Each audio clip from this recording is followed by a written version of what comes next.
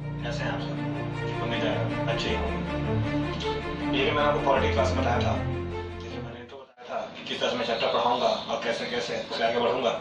Polity class का हमारा पहला चैप्टर है डेवलपमेंट ऑफ इंडियन कॉन्स्टिट्यूशन। देखिए ये चैप्टर बहुत ज़्यादा इंपॉर्टेंट हो जाता है क्योंकि ये पॉलिटी का बिल्कुल बेस होता है। अगर इस चैप्टर पर बच्चों का पकड़ नहीं होगा तो फिर आगे वो कुछ भी नहीं समझ पाएंगे संविधान के बारे में खास करके, क्योंकि polity is all about the constitution और कॉन्स्टिट्यूशन का बेस जो माना जाता है वो इसी को माना जाता है। सबसे पहले बात करते हैं संविधान, जो कि भारत का था। संविधान क्या है? बहुत सारे बच्चों को मैंने क्लास में बताया था, पूछा भी था। देखिए संविधान जो होता है इसकी अगर परिभाषा कहा जाता है तो कॉन्स्टिट्यूशन ये एक मैनेजमेंट होता है। हमारे भारत में इससे पहले जो ब्रिटिश कानून लेकर आए थे उस कानून में जो था वो मैनेजमेंट नाम की चीजें नहीं थी। उसमें किसी खास वर्ग को बहुत लाभ होता था और किसी खास वर्ग को बिल्कुल इग्नोर किया जाता था। इसी के कॉन्सेप्ट को लेते हुए एक इक्वालिटी कॉन्सेप्ट को लेके आने के लिए संविधान का गठन किया गया। यानी संविधान का मतलब होता है प्रबंधन। प्रबंधन मतलब हमारे इस देश में सभी वर्ग के लोगों को एक समान सेवा मिल सके, उनका भला हो सके, उनका कल्याण हो सके। तो आखिर से इस संविधान में क्या क्या चीजें दी गई जिससे हमारे भारत के सभी वर्ग के नागरिकों को विकास हो सके, उनका कल्याण हो सके। तो इसके रिगार्डिंग इसका इतिहास देखना पड़ेगा कि इतिहास में ऐसी क्या क्या कमियां थी जिसके कारण हमारे भारत के लोगों को दिक्कत होती थी। तो उस कमी को देखने के लिए, उसके बारे में जानने के लिए हम इस टॉपिक को पढ़ेंगे, डेवलपमेंट ऑफ इंडियन कॉन्स्टिट्यूशन। सबसे पहले देखते हैं कि संविधान में हमारे ब्रिटिश के बनाए गए कानून को, कौन कौन से कानून को दिए गए हैं और उन कानूनों में क्या क्या होगा वो मैं फिर एक एक करके बताऊंगा। सबसे पहले देखते हैं संविधान में ब्रिटिश के द्वारा बनाए गए कानून को कैसे कैसे लिया गया। सबसे पहले बात करते हैं पार्ट वन। पार्ट वन सबसे पहले लिया गया 1773, जिसे कहा गया रेगुलेटिंग एक्ट। उसके बाद सेकंड की बात करते हैं उसका 1784 पीट्स एक्ट। उसके बाद थर्ड की मैं बात करता हूं तो वो है 1793 चार्टर एक्ट। देखिए चार्टर एक्ट जो है ये 4 सेगमेंट है, 4 सेगमेंट, और चारों सेगमेंट का जो लॉजिक है कि चारों सेगमेंट में 20 साल का डिफरेंस देखने को मिलता है। यानी पहला चार्टर एक्ट 1793, उसमें 20 साल जोड़ते हैं 1813, उसमें 20 साल जोड़ते हैं 1833 और उसमें 20 साल जोड़ते हैं 1853। यानी भारत में कुल 4 चार्टर एक्ट जो है वो हमारे संविधान में लिए गए हैं, संविधान में उनका उल्लेख किया गया है। उसके बाद बात करते हैं 1858 गवर्नमेंट ऑफ इंडिया एक्ट के नाम से आ जाती है, जिसे हम लोग शॉर्ट में लिखते हैं GOI, G for government, O for और I for India, government of India. उसके बाद बात करते हैं 1861 IC एक्ट। IC एक्ट का मतलब होता है Indian council act. Indian council act यानी भारतीय परिषद कानून के बारे में बात करते हैं। उसके बाद बात करते हैं 1892, इसी का दूसरा वर्जन है IC act second, Indian council act second की बात करते हैं, ठीक है। उसके बाद बात करते हैं 1909 मार्ले मिंटो रिफॉर्म। ये मार्ले मिंटो रिफॉर्म क्या है इसके बारे में डिटेल में देखेंगे। इसके जो मुख्य पॉइंट्स है वो देखेंगे, जहां से एग्जाम में क्वेश्चन 1 मार्क्स के पूछ देते हैं, खास करके बीपीएससी वगैरह में ऐसे क्वेश्चन आए हुए हैं। उसके बाद बात करते हैं 1919 मॉन्टेगू चेम्सफोर्ड, ये क्या है इसके बारे में देखेंगे, और गवर्नमेंट ऑफ इंडिया 1935। अब कभी कभी एग्जाम में क्या कर देता है कि वो इस एक्ट को पूछने के अलावा कभी कभी क्या कर देता है, वो 4 एक्ट दे देगा कॉलम 1 में और कॉलम 2 में उनका मैचिंग दे देगा। यानी बोलेगा कि कौन सा एक्ट कब आया था, या फिर एक तरफ साल दे देगा और बोलेगा एक तरफ एक्ट कि उस साल को एक्ट से मैच करो। तो उसके लिए हमें ये याद करना पड़ेगा, ये पूरे चीजों को याद करना पड़ेगा। याद कैसे करेंगे, इसका लॉजिक बहुत सारा है, लेकिन मैं जो अपने क्लास में पढ़ाता हूँ उस लॉजिक की अगर बात करते हैं तो वो जो लॉजिक है उस लॉजिक की अगर मैं बात करता हूँ, आते हैं इसके ट्रिक की ओर। देखिए ट्रिक की बात करते हैं तो अगर मैं ट्रिक की बात करता हूँ तो ट्रिक में कुछ नहीं करना है, केवल जो एक्ट का लास्ट 2 डिजिट है उस डिजिट को अपने मोबाइल नंबर की तरह याद कर देना है। 73, 84, 93, ये 3 हो गए हमारे। उसके बाद 18, 33, 53, 58, 61, 92, 9, 1935। ये एक ट्रिक है जिसके माध्यम से हम पूरे डेवलपमेंट ऑफ इंडियन कॉन्स्टिट्यूशन के जितने भी एक्ट हैं उन सभी एक्टों को याद कर सकते हैं, केवल उनके 2 डिजिट को। इसे पहली बार जो बच्चे देख रहे हैं उन्हें थोड़ा दिक्कत होगा, लेकिन अगर 1 से 2 बार इसे आप लोग देख लेंगे तो ये बिल्कुल आपके दिमाग में बैठ जाएगा कि कैसे है। आप लोग अक्सर रीजनिंग भी पढ़ते हैं, रीजनिंग में देखते होंगे ऐसे आपके बॉक्स आते हैं कॉलम 1 कॉलम 2 को मैच करने के लिए, तो इसमें कुछ नहीं करना है। पहला 7, तो फिर हम देखते हैं 93, 1813, 18 के बाद बात करते हैं 1813, यानी यहाँ पर 13 ले लेते हैं, 13, 33, 53, 58, 61, 92, 9, 1935, ऐसे करके याद कर सकते हैं। या फिर इसका एक और भी ट्रिक आता है जो बच्चे उसी में बात करते हैं 70, 73, 73 में अगर हम 11 जोड़ते हैं तो हो जाएगा 70, 84। इसमें अगर हम 9 जोड़ते हैं तो हो जाता है 70, 93, और अगर हम 11 प्लस 9 कर देते हैं तो वो होता है 20। बस इसमें 20 जोड़ते जाइए। 70, 93 में अगर हम 20 जोड़ते हैं तो 1830, फिर 20 जोड़ देते हैं 1833, फिर 20 जोड़ देते हैं 1853, फिर इसमें और नंबर की बात करते हैं, इसमें और नंबर जोड़ेंगे +5 तो हो जाएगा 1858। उसके बाद इसमें फिर से हम 3 और नंबर जोड़ते हैं तो हो जाएगा 1861।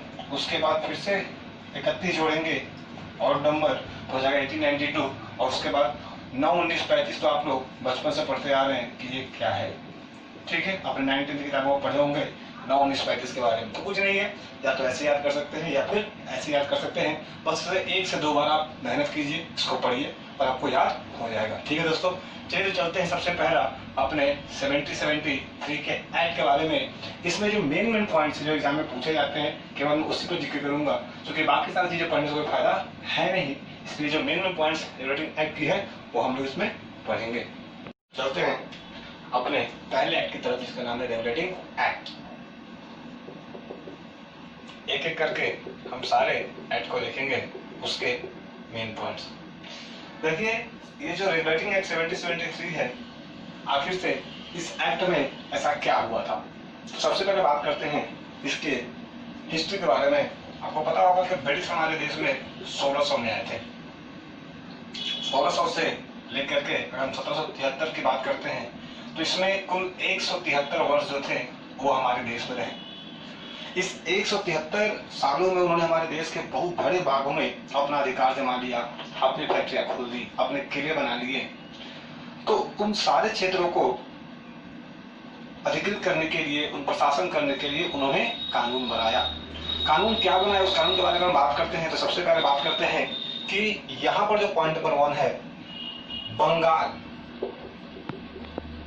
बंगाल के जो गवर्नर थे, उनके पद को बदल दिया गया।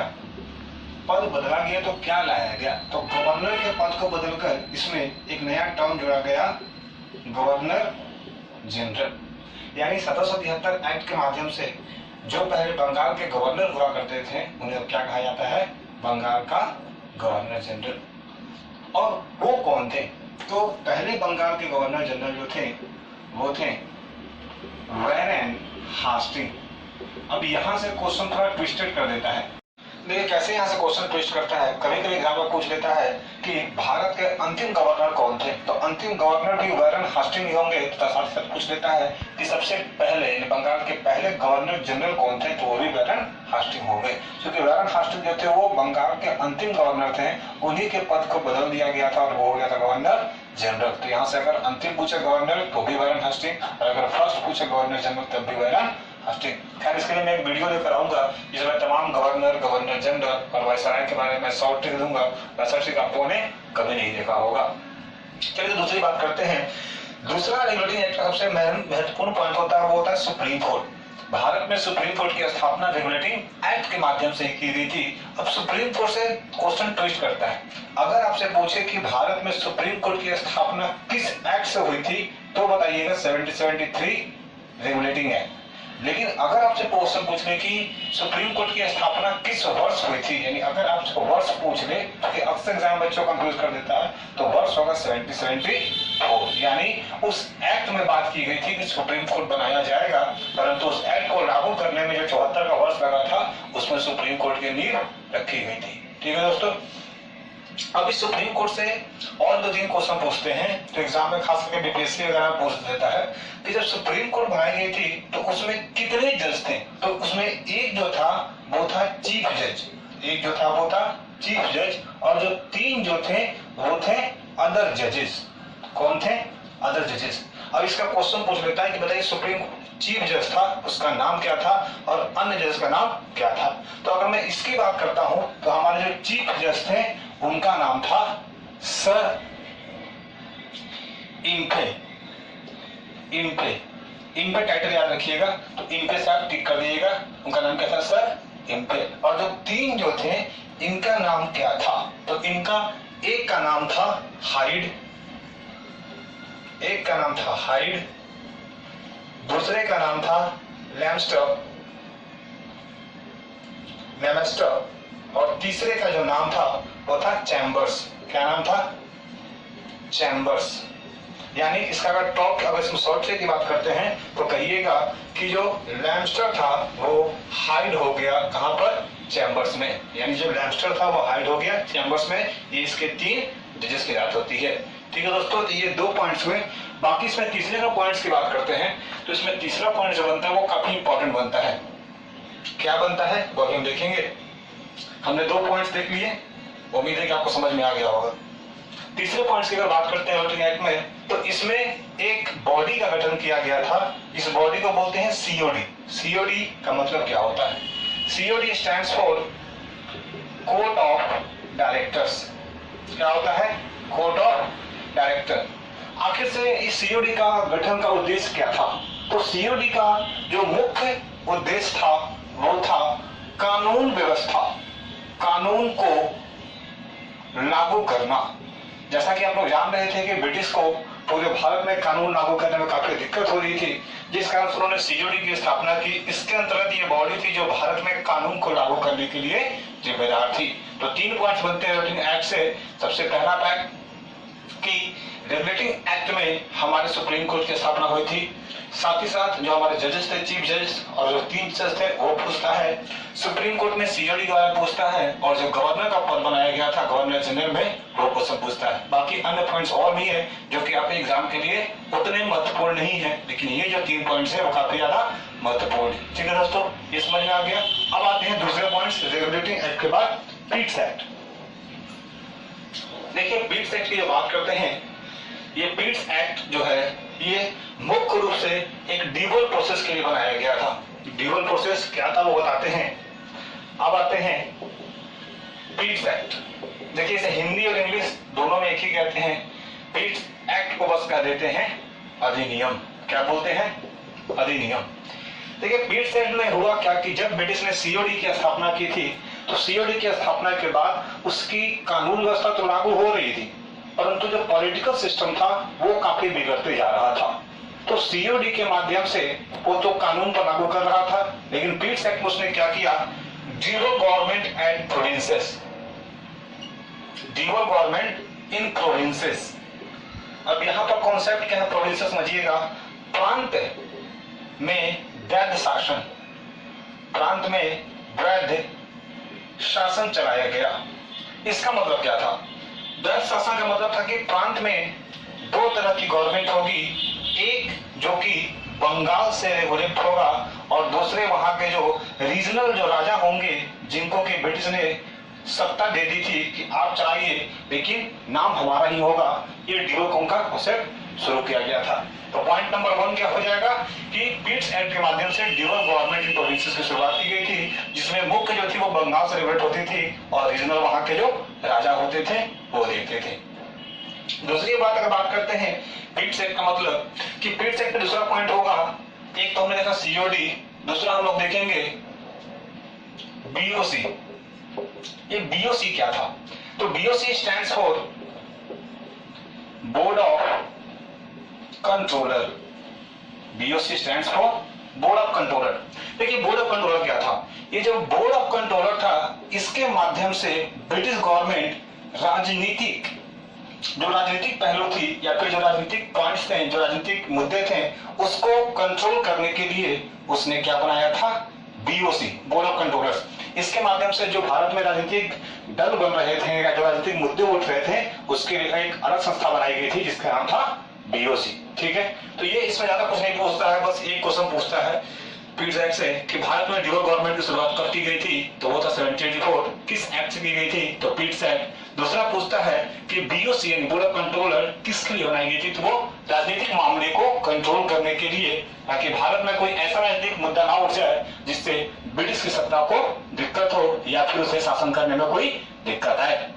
साथ ही साथ कभी कभी सिंपल एग्जाम पूछ लेता है, what is the full form of BOC in Pitt's act. तो पीट्स एक्ट में अगर बीओसी की बात होती है तो क्या होगा, बोर्ड ऑफ कंट्रोलर। ठीक है दोस्तों, उसके बाद आते हैं चार्टर एक्ट। देखते हैं अपना तीसरा एक्ट। तीसरा एक्ट की बात करते हैं तो वो था 1793 चार्टर एक्ट। अब इस चार्टर एक्ट के बहुत सारे बुक में इसके बारे में नहीं मिलता और बहुत सारे बुक में मिलता भी है। 1793 चार्टर एक्ट पहला, इस चार्टर एक्ट में क्या था, तो इस चार्टर एक्ट में जो हमारे ऊपर जो दो संस्थान बनाए गए थे पीट्स एक्ट में, देखा होगा आप लोगों ने, पहला बीओसी और दूसरा था सीओडी। इन दोनों संस्थान के जो मेंबर्स थे, इन मेंबर्स की जो सैलरी जो दी जाती थी, इसका प्रावधान किया गया कि बीओसी और सीओडी में काम करने वाले जितने भी ब्रिटिश मेंबर होंगे उनकी जो सैलरी जाएगी वो जाएगी भारतीय राजस्व, यानी उनकी जो सैलरी ब्रिटेन से ना आकर के भारत में ही कमाई गई इनकम से दी जाएगी। ठीक है, इस क्वेश्चन बनता है बस एक क्वेश्चन कि बीओसी और सीओडी मेंबर की जो सैलरी थी वो कहां से दी गई थी और किस एक्ट से दी गई थी, तो एक्ट होगा चार्टर एक्ट फर्स्ट 1793 और सैलरी होगा इंडियन रेवेन्यू से देने की प्रावधान की गई थी। ठीक है, अब आते अपने नेक्स्ट चार्टर एक्ट सेकंड में, जिसका नाम है चार्टर एक्ट 1813। हिंदी इंग्लिश दोनों लैंग्वेज में लिख रहा हूं। 1813 की बात करते हैं, चार्टर एक्ट, जिससे शॉर्ट में लिखते हैं सीए सेकंड। इसमें क्या किया गया था, इसमें 3 पॉइंट्स काफी इंपॉर्टेंट है, पहला, दूसरा और तीसरा। सबसे पहले बात होती है monopoly of British east India company को समाप्त किया गया। यानी मोनोपोली क्या होता है, मोनोपोली को हिंदी में बोलते हैं एकाधिकार। एकाधिकार का मतलब है कि पहले हमारे देश में जो ब्रिटिश ईस्ट इंडिया कंपनी थी, केवल उसी को भारत में व्यापार करने की इजाजत थी, वो अन्य कोई देश को भारत से व्यापार करने की इजाजत नहीं दी जाती थी। वो कहती है कि नहीं, केवल मैं व्यापार करूंगा और मैं इसे वस्तु को बाहर बेचूंगी और अपना इनकम करूंगी। लेकिन ऐसा मोनोपोली को समाप्त किया गया। अब ब्रिटिश ईस्ट इंडिया कंपनी के अलावा भी जो अन्य यूरोपीय देश थे वो भी भारत के साथ व्यापार कर सकते थे, ऐसी कोई मोनोपोली अब नहीं रह गई थी। यानी ब्रिटिश ईस्ट इंडिया कंपनी की मोनोपोली को समाप्त कर दिया गया और अन्य यूरोपीय देश भी भारत के साथ क्या कर सकते थे, तो वो भारत के साथ व्यापार कर सकते थे। कह सकते हैं कि यहाँ पर जो अन्य यूरोपीय व्यापार जो थी, ये कहीं ना कहीं एक डेमोक्रेसी की शुरुआत कर रहा था भारत में। नेक्स्ट बात करते हैं दूसरा पॉइंट, भारत में मोनोपोली तो समाप्त कर दी गई, परंतु ब्रिटिश ईस्ट इंडिया कंपनी के जो चीन के साथ व्यापार थे, चीन का व्यापार था, उस पर मोनोपोली समाप्त नहीं किया गया था। जो ब्रिटिश ईस्ट इंडिया कंपनी थी वो चीन से किसका व्यापार करता था, तो चाय का व्यापार करता था और काफी ज्यादा अधिक मुनाफा इससे कमाता था। तीसरे पॉइंट्स की बात करते हैं कि कंपनी के अधिकार, जो कंपनी का अधिकार था, उस अधिकार को 20 वर्षों के लिए बढ़ा दिया गया था। यानी 1813 से कंपनी 1833 तक व्यापार कर सकती है, इसके बाद एक अन्य कानून के माध्यम से इसे हटाया जाएगा। यानी 3 पॉइंट हमने देख लिया, पहला कि monopoly of British east India company को समाप्त कर दिया गया और अन्य यूरोपीय देश भी भारत के साथ व्यापार कर सकते थे, जिसके माध्यम से हम ये कह सकते हैं कि भारत में कहीं ना कहीं एक डेमोक्रेसी की नींव पड़ चुकी थी। दूसरा पॉइंट की बात करते हैं कि चीन के साथ जो व्यापार था कंपनी का, उसे जारी रखा गया और कंपनी को 20 वर्षों का और अधिकार दे दिया गया व्यापार करने का, किसके साथ, चीन के साथ। ठीक है, तो ये तीनों पॉइंट्स आपको क्लियर हो गए होंगे। नेक्स्ट बात करते हैं चार्टर एक्ट 1833। चार्टर एक्ट 1833 की बात करते हैं तो इससे काफी ज्यादा इंपॉर्टेंट पॉइंट्स एग्जाम में पूछे जाते हैं। वो हम लोग देख लेते हैं, ताकि अगर आपके एग्जाम में क्वेश्चंस आए 1 मार्क्स तो आपके एग्जाम में क्वेश्चन ना छूटे। अब बात करते हैं 1833 की अगर बात करते हैं 1833 चार्टर एक्ट, तो इससे चार्टर एक्ट का ये तीसरा वर्जन था। इसमें कौन कौन से मुख्य पॉइंट्स थे? पहले पॉइंट्स की बात करते हैं कि अब होल यानी ऑल मोनोपोली, जितने भी तरह की मोनोपोली थी, all monopoly of British east India company, सभी मोनोपोली को समाप्त कर दिया गया था। यानी पहले तो भारत में जो वो मोनोपोली थी वो भी समाप्त कर दिया गया, और दूसरा अगर ऑल की बात करते हैं तो चीन के साथ जो उसका चाय का व्यापार चलता था उस मोनोपोली को भी समाप्त कर दिया गया।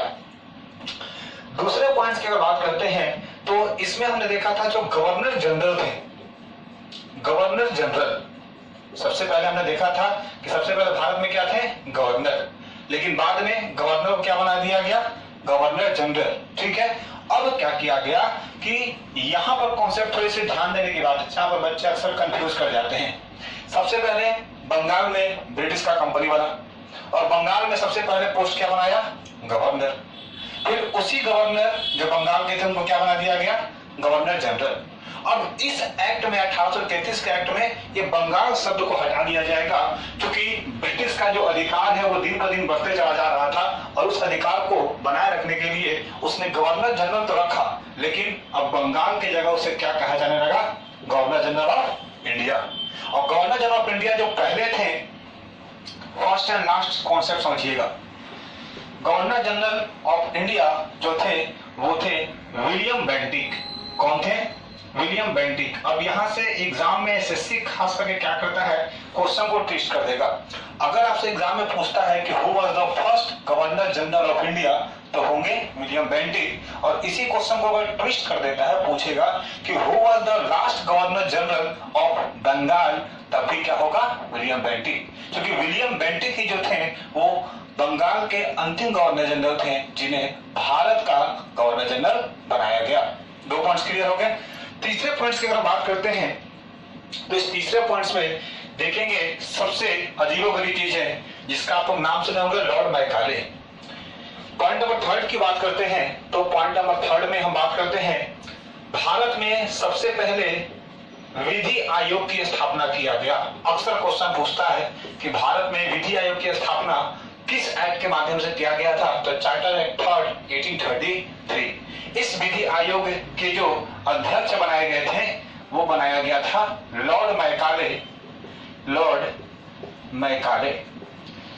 मैकाले ने भारत में विधि आयोग की स्थापना की थी, और इस विधि आयोग था ये हमारे कह सकते हैं परिषद का एक सदस्य था। यानी जो परिषद थे उसमें 2 तरह के हिस्से होते थे।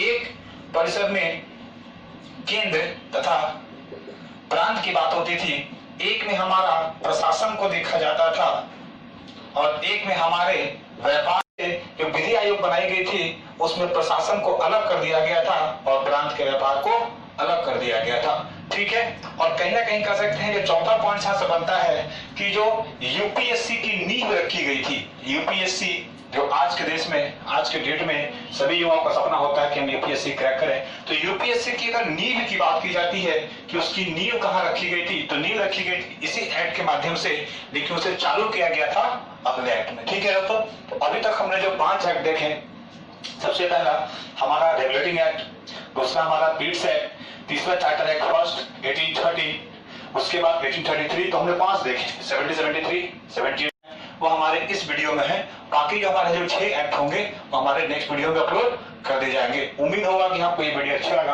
और आपको सभी पॉइंट समझ में आ गए होंगे। अगर आप किताब पढ़ते हैं, कभी भी आप लोग लूसेंट पढ़ते हैं, तो लूसेंट में इतनी जानकारियां नहीं होती है, जिस कारण से आपका एग्जाम नहीं निकल पाता है। सभी बच्चे क्या करते हैं, लूसेंट खोल के देखते हैं और भूल जाते हैं, क्योंकि लूसेंट में बहुत सारे फालतू चीजें होते हैं जो बच्चे ना चाहे होते पढ़ लेते हैं या फिर उन्हें ज्ञान नहीं होता। लेकिन इस वीडियो में केवल आपके वही कंटेंट दिए गए हैं जो आपके एग्जाम के पॉइंट ऑफ व्यू से काफी इंपॉर्टेंट है। ठीक है दोस्तों, तो आज के लिए काफी है।